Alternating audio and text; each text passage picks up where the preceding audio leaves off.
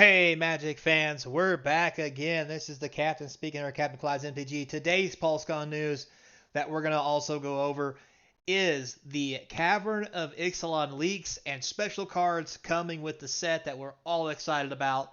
We're talking about dinosaurs, Jurassic Park, and the whole shenanigans. Almost Godzilla, but not really because that was Ikoria. So I digress. But anyway, lots of cool reviews at PulseCon and cool things coming out and very interesting news to think about.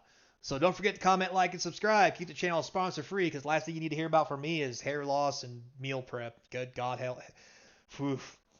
If you listen to me about what you eat, you're going to die a very young person. Anyway, also don't forget to check out links in the description, eBay store, TCG player, and now we're on Rumble.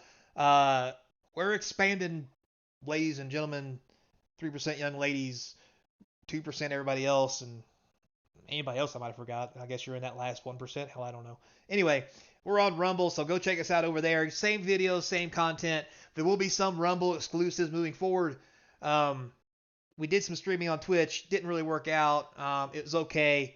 We're going to try streaming on Rumble and see how that goes. So if you want to see some Magic the Gathering Arena and other things get streamed live for some exclusive content, check us out on Rumble. So let's get into it and check out some leaks to this stuff. Let's start off with, oh yes, that's right, the lands. These are sweet. They really outdo themselves every time. These full art lands that are going to be in the caverns are phenomenal. I'm not okay with some of them, but I kind of like this forest one a little bit. The guy standing in there is kind of so-so. I love this mountain with like the stairs around the corner. Kind of gives it that Mines of Moria feel. I don't get this swamp. Not in the least. But anyway, I mean, I guess I kind of get it. It's kind of dark and brooding, and there's bats. Whatever. Overcast. Ooh. Island. Sexy. Look at this thing.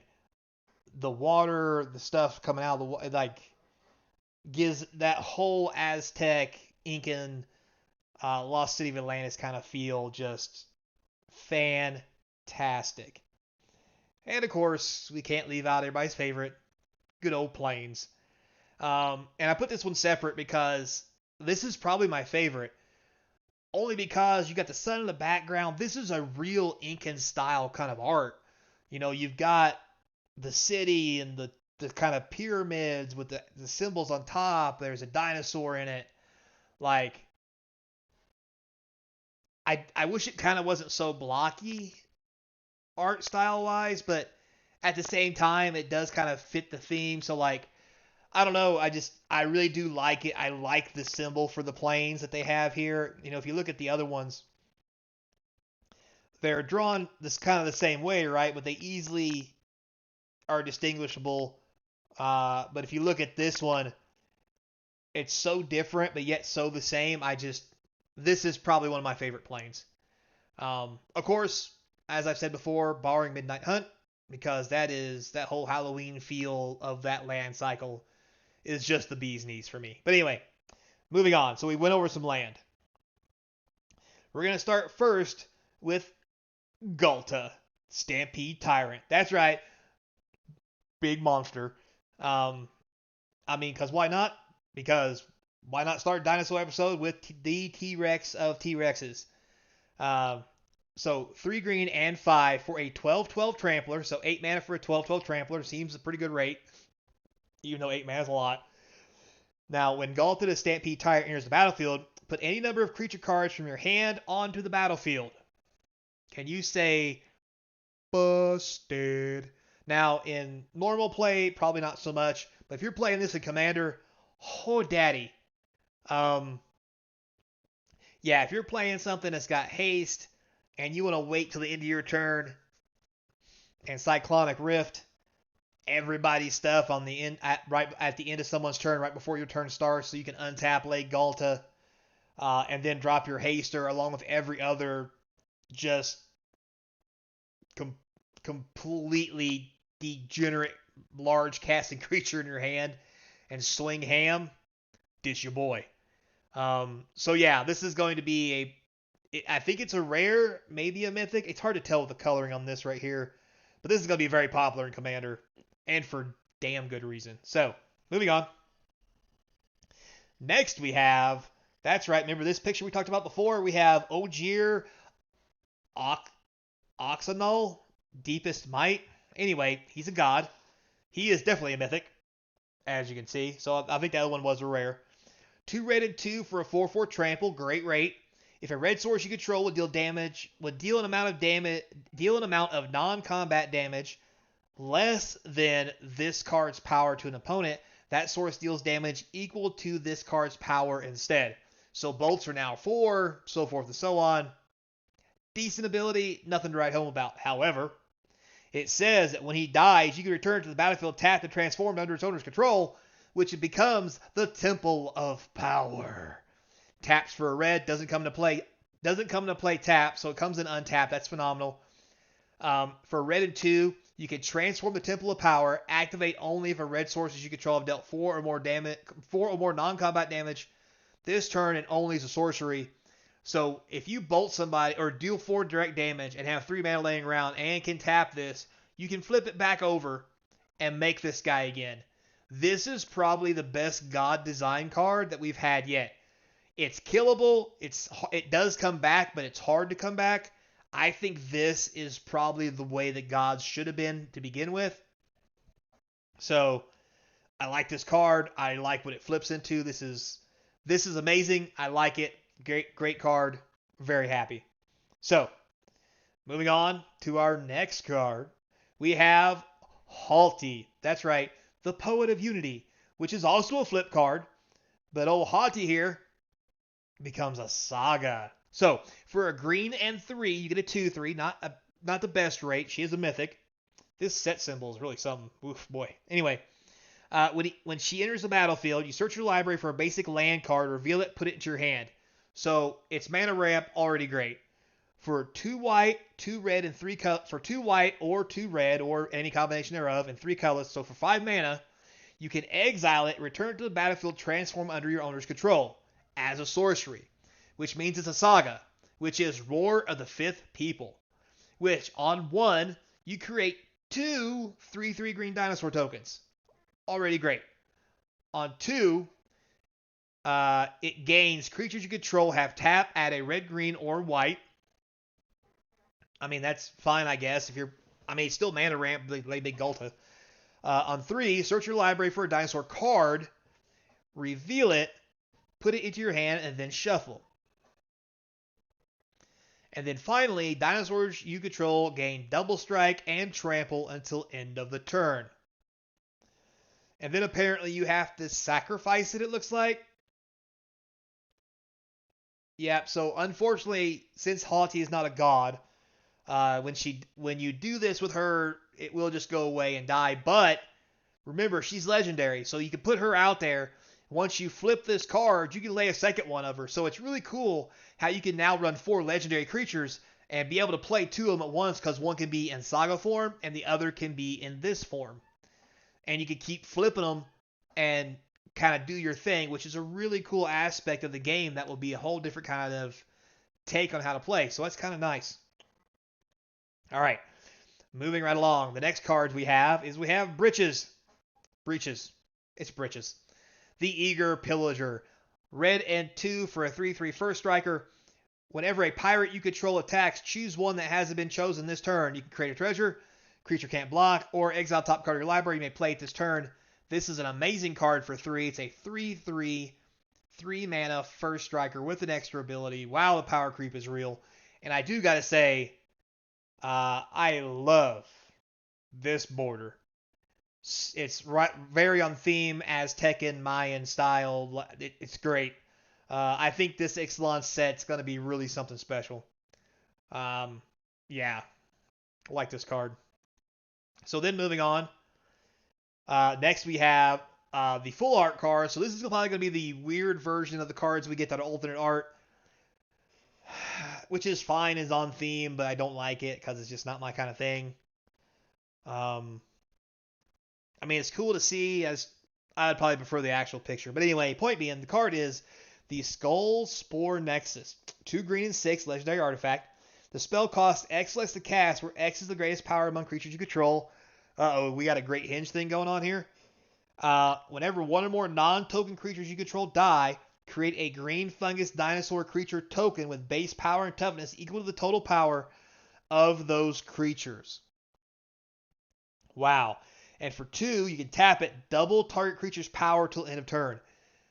It's not as busted as the Great Hinge, but I definitely see where it could be as good as the Great Hinge. Looks like a mythic. It's going to be hard to tell. I'm pretty sure it's a mythic. But yeah, looks good. Seems powerful. I mean, on turn 3, if you lay a 3/3 on turn 4, you can play this. So it's not all that prohibitive to play this in a deck. Plus, if your 3/3 dies, you get a 3/3 back. If a bunch of your creatures die, like if someone wraths the board and kills 4 1/1s, you get 1 4/4 total. So it's also a good way to protect against wraths. So I think this is going to be a very powerful card, not just maybe in standard, but definitely in commander, as it will prevent people from wrathing the board and taking all the creatures, because you'll still have one. Hell, maybe you'll want to play this and wrath yourself. Who knows? All right, moving on. Next we have, that's right, we got this stuff. So there's apparently a special subset. We haven't heard a whole lot about it, but we know that there are Cavern of Souls and Mana Crypts so far. We don't know how many there's going to be, but if you notice these color schemes, that's right, these are neon ink cards like we had from, was it Kamigawa? Yeah, Kamigawa.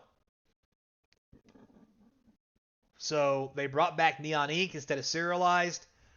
Very interesting. Interesting choice. I can kind of see why it's on theme. But again, we're getting another Cavern of Souls reprint.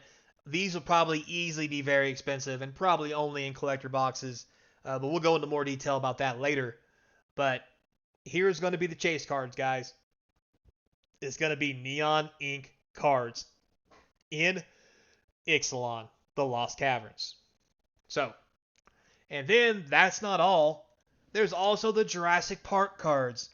And what's cool about these cards is they got the Jurassic art symbol. Love it. So these will be the Jurassic Park insert cards that we know and love. Inside, probably maybe set, definitely collectors, to be alternate cards of other cards. So for example, we have Welcome to blank, obviously Jurassic Park, 2 green and 1. For each opponent, up to 1 target non-creature artifact they control becomes an 0/4 wall with Defender as long as you control the saga. 2, you create a 3/3 dinosaur creature token with trample against haste on a turn. 3, destroy all walls, exile this saga, then return it to the battlefield transformed under your control. That's right, you make something a wall, 3 turns later if they don't deal with it, you can wrath it off the board, and then it becomes Jurassic Park. Get it? Welcome to Jurassic Park. Ba-dum-bump. Anyway, and this is a legendary land. Each dinosaur card in your graveyard has escape. The escape cost is equal to the card's mana cost plus exile 3 cards from your graveyard. Tap, add a green for each dinosaur you control. This is hella powerful. This is close to Gaia's Cradle. If you, I mean, Gaia's Cradle is for every creature you have. This is for every dinosaur. Like, I mean, it's as close as you can get to Gaia's Cradle. This card's gonna be hot. It's gonna be sweet in Commander. And if there's a dinosaur deck, which this is a dinosaur set, why wouldn't there be? It's gonna be powerful in it too. Plus, because of Welcome to, before you get Jurassic Park, you'll have a 3/3 dinosaur, which means this will tap for 1 green. Now, if you don't have any dinosaurs, it will tap for nothing, I believe. But it does also give all your dinosaurs in the graveyard escape. So, you could easily probably put a dinosaur in play to make this active. But still, very, very cool. I mean, it's the same problem Gaia's Cradle have, I believe. But, yeah, this is just too sweet. And then, of course, we have the great Ian Malcolm Chaotixon. I love it. He's got his glass. He's doing the thing. Fantastic. He's red, blue, and 1 for a 2/2 legendary human scientist. Whenever a player draws their second card each turn, that player exiles top card of their library. During each player's turn, that player may cast a spell from among these cards they don't own exiled with in Malcolm, and mana of any type can be spent. So you can play this if someone draws a second card, they get to draw their card, then they also exile a card. And you get to play those cards. Pretty cool. I love the quote there. You've heard of Chaos Theory, right? So this is a cool card. I like it. It's pretty nice. And then finally, last but not least, Indominus Rex, the Alpha, 2 green, and then 2 split mana of blue or black, and 1 5 mana 6/6 dinosaur mutant. Couldn't have been done any better. As Indominus Rex Alpha enters the battlefield, discard any number of creature cards. It enters with a flying counter if the card discard had flying, and does the same for everything else. First strike, double strike, death touch, hexproof, haste, indestructible, lifelink, menace, reach, trample, and vigilance. And when Indominus Rex enters the battlefield, draw a card for each counter on it. This is insane. For 5 mana, you could discard your hand, draw a new hand, and have a 6/6 flying, first striking, double striking, haste, hexproof, and menace, reach, trample, and vigilance, death touch, and you get the picture. You could have it all. So it is definitely the alpha of the dinosaurs. And if this thing is going to be legal in standard, holy cow, is this thing going to be played? Because it's just too good not to be. They do have the triangles at the bottom. So I'm interested to see how they insert these into the new set.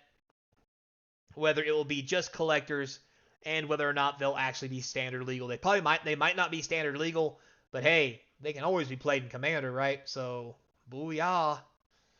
So, there we have that.